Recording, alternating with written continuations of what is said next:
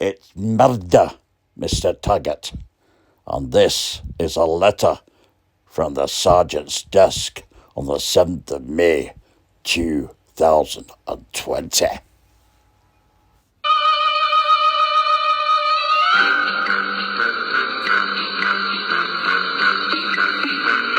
Good morning, peeps. This is my letter from the sergeant's desk for Thursday, the 7th of May, 2020. And it's a good afternoon. I've been very busy with my housework this morning, so I've been a very diligent boy. Done a bit of this, bit of that, bit of the other. But it's a lovely sunny day. We're back into sunny mode. As I was saying, before I was rudely interrupted, we're back into sunny mode. And then I get a phone call.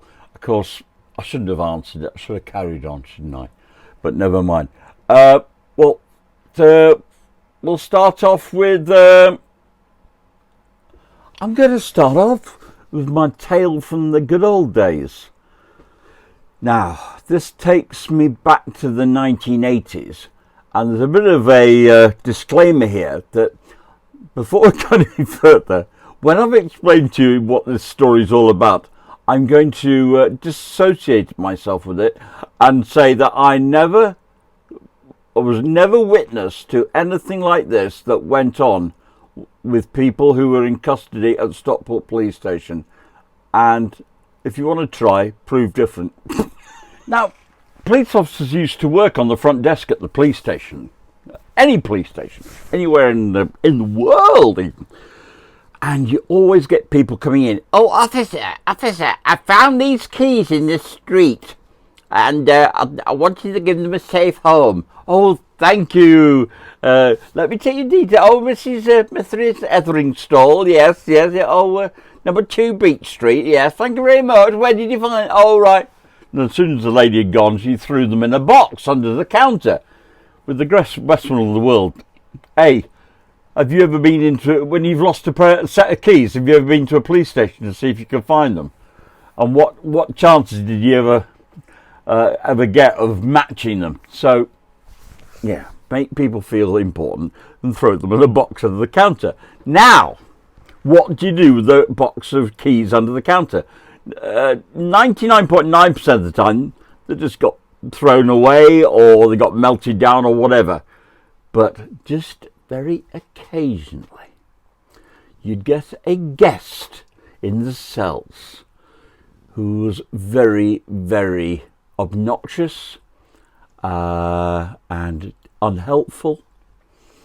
And somebody, I don't know who it was, hatched a plan just to make their lives a little more difficult, especially after they left the police station. So, they used to go through the box of keys and find a key very, very closely matched the keys in their property, especially the keys that tied up to, which would be their front door key. Are you seeing where I'm coming from here? And then, mysteriously, the 2 keys would swap places. And the keys would be put back in the person's property. And nothing else was said. Now, the only sad part of it is that whoever was responsible for this was never able to be present when some hours or even days later, the person arrived back home 2 o'clock in the morning trying to get this damn key into the lock. Because I don't know why, but it doesn't fit. Now, I can't imagine this ever of happening, and it may be just an old folk tale. I'm sure it is. It's something that somebody would have wished to have done. That's all I can say. Okay, so that's my, the 21, K for the door. Oh, yeah. Don't be so sure. Yeah, the art of public speaking is not a God-given right. And, you know, myself, I've struggled. I've taken the lessons, read the books, read the manual. I'm still learning. And then you get people like Donald Trump. Oh, what an orator. And his predecessor, Mr. Obama. Well, here I've just got a little clip of a comparison of two styles of oratory and whatever floats your boat. But you choose between these two. The United States has conducted an operation that killed Osama bin Laden. Abu Bakr al-Baghdadi is dead. The United States launched a targeted operation against that compound. They did a lot of shooting, and they did a lot of blasting, even not going through the front door. You know, you think you go through the door. If you're a normal person, you say, knock, knock, may I come in? After a firefight, they killed Osama bin Laden and took custody of his body. He died like a dog. But his death does not mark the end of our effort. A beautiful dog. A talented dog. We give thanks for the men who carried out this operation. And I don't get any credit for this, but that's okay. I never do. But here we are. May God bless you, and may God bless the United States of America. And I'm writing a book. I think I wrote 12 books. All did very well. I miss Mom's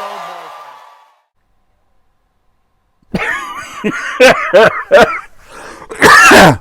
Yeah, you don't have to say too much, do you?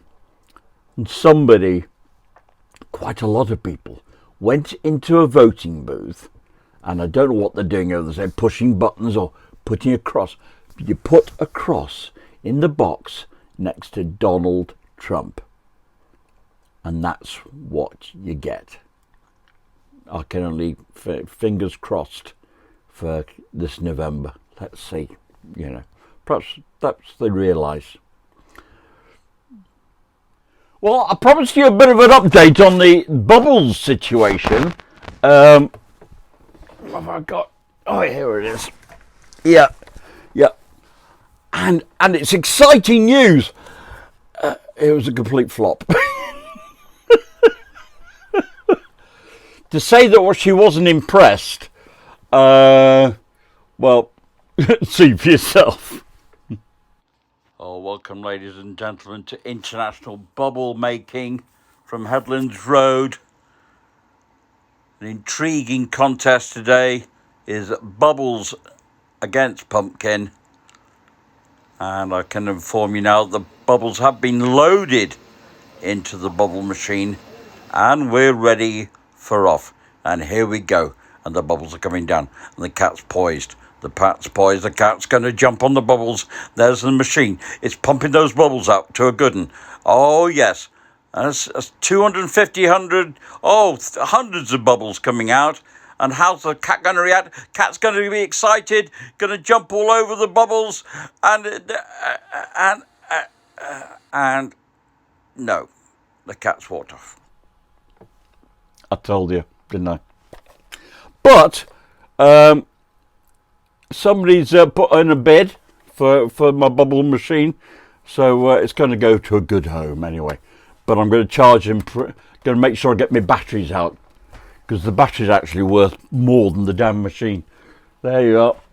So, anybody got any good cat toy ideas? Yeah, looking for the ideas. Now, I'm on for a gadget. I think you've realised that. And I've always been a big favourite of a firm from California. I think they're based in San Francisco. And they're called MOSHI. MOSHI. This is one of their covers. This is for my iPad. And the beauty of this is, just watch this. You pull it down, flick it together, and it goes together. And it's all magnetic. And then it stands up. Stands up on its own. That's a MOSHI cover. You know those ones that fold under and everything? Oh, it's a bit naffy. And my other one is another magnetic one, which I have my iPhone in. So this is my iPhone, in its MOSHI cover, and it's got all the bank cards in it, and it's got the protective areas so nobody can penetrate your phone. But when you want to take it off to use it on another surface, it's got a magnetic pouch, so that comes off, that's magnetic, and then you can stick it in your sat-nav holder in the car or on the dashboard, or you can put it on a magnetic surface, and then when you're ready, you can stick it back in. What I usually do is when I get home, I just take it out the cover and just use it loose, and then I use that as a cover when I go out. But that's MOSHI. I'm presuming there's loads of others, but I just like the idea of it having a magnetic cover and being able to have it fully protected all the time. Well, thank you. The next item, bit of a thing. Are you familiar with this film? Now, this film was actually called Volcano in America, but the original title was Krakatoa, East of Java. My first question is, why should it not have been called Krakatoa, East of Java? That's the most important question. Why? Okay?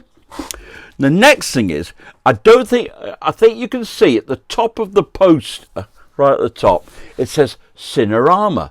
Do you know what Cinerama was? Well, the original Cinerama was a device where they actually used 3 cameras to film, okay, at angles, right?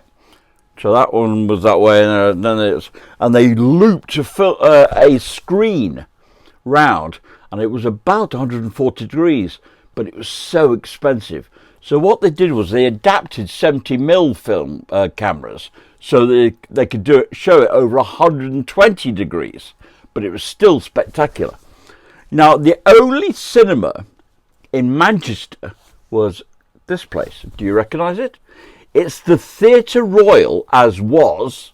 It's been through various creations since then. It was changed into a Cinerama cinema back in '63. I think the first production was the Battle of the Bulge. Battle of the Bulge. Dreadful film. Anyway, could have been the death knell for Cinerama straight away. But that was the first film. I didn't see that at the Theatre Royal, but I did see a number of other films which I've been trying to remember.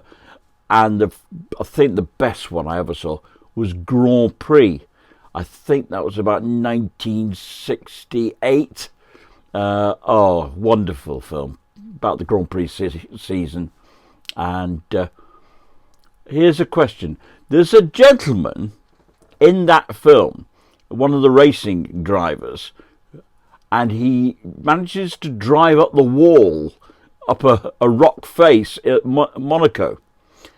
And he was wearing a particular crash helmet. And whose crash helmet was it that he was wearing? Who was he pretending to be? Okay. Okay, get that? Yeah, yes, you got question. So just a lovely theme tune to that film as well. So that was one. Then I saw 2001: A Space Odyssey, and that's just a classic, Stanley Kubrick. And what was the name of the computer? I'm going to tell you that one now. Open the doors, Hal. I'm sorry, I can't do that. You see, I could have done that one. I could have done the voiceovers for Hal. I could have been Hal. I'm sorry, I can't open the doors. Hal, open the doors. 2001: A Space Odyssey. Custer of the West, with our friend who was in that and also in Jaws, Robert Shaw. He played Custer. And there's an iconic moment in Custer of the West, especially in Cinerama, where you got a 120 degree screen, and you got Indians all the way from side to side coming over the horizon. Oh, what a great moment. Can I think of any more? So, Krakatoa East of Java, Grand Prix, Custer of the West, and I think there were a couple more that I can't remember. But unfortunately, it never caught on. It goes down in those list of, oh, that's a very clever idea for the cinema. Oh dear, it didn't work. I think we both know another one, 3D.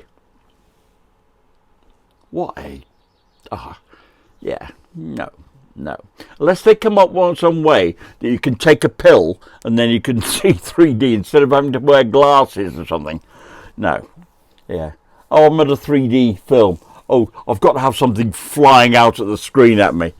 I'll tell you the other one, which wasn't a bad idea. I went to see a film, Roller Coaster. Not a bad little adventure. You remember that? No spoilers here. No spoilers here about a man wanting to blow up. Oh, sorry. Anyway, they had vibrating seats. So when you were on the roller coaster, you got thrown around from pillar to post. Yeah, how many films are you going to do for that? You know, not that many. I mean, they still have they have these sort of action seats at various at Parswood, for instance. But hey ho. Right, so that's been film things today. So a couple of questions in there, and if you can think of any more Cinerama films, let me know.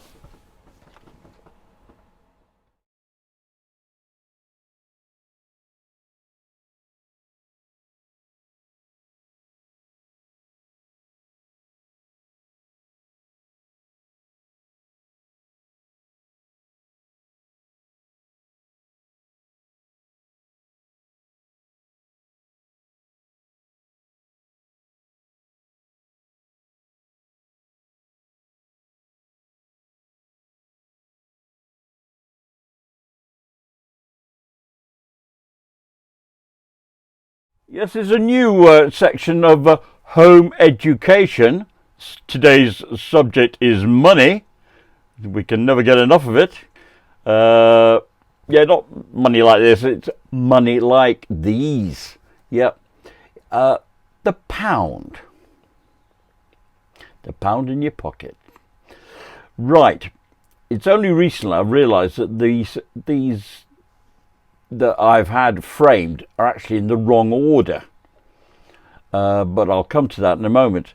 The pound was first issued in 1797, and they were just white pound notes, and not really interested in those. The first proper pucker pound notes are the second one down. It's the green one, and they were issued in 1928. Okay, now as you can see, the green ones and the top one, the blue ones, are identical. Now, the blue ones were issued, I say blue and orange. They were issued from 1940, which gives you a clue of why they were issued. And both notes carried on together until 1962. But the blue ones were issued because there were a lot of forgeries. The Germans were printing them like there was no tomorrow. Surprise, surprise. So that's why we've got two different coloured notes in existence at the same time. Okay. Then we came to my favourite note, which was the next one down, which is the first note, which bears the monarch's head on it. Previously, there's no monarch's head on it. So they started being issued in 1960. There was like a couple of years overlap. And they carried on till 1979. Okay, so most people have come across those. A lot of people have come across those. As you can see, the next issue got a little bit smaller. Less note for your money. Never really did like these notes. And they went from 78 to 88. Yeah, not keen on those. And then we went to coins. And the first one at the bottom on the left is the original coin. Now, the problem with these was that it was so easy to forge them. If you think that when they were finally withdrawn, they reckon there were 1.5 million in circulation, okay, pound coins in circulation, and 3% of them were forgeries.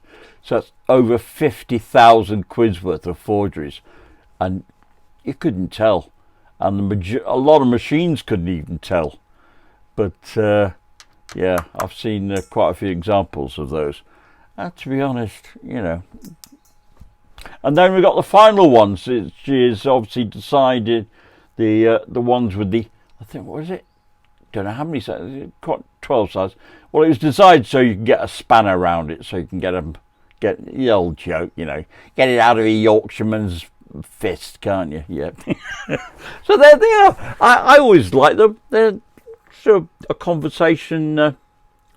Yeah, it's £1. I don't know how much it cost me to actually put those together. I think the top two they're only a couple of quid each. There's still a lot of them around. Okay, so that is it.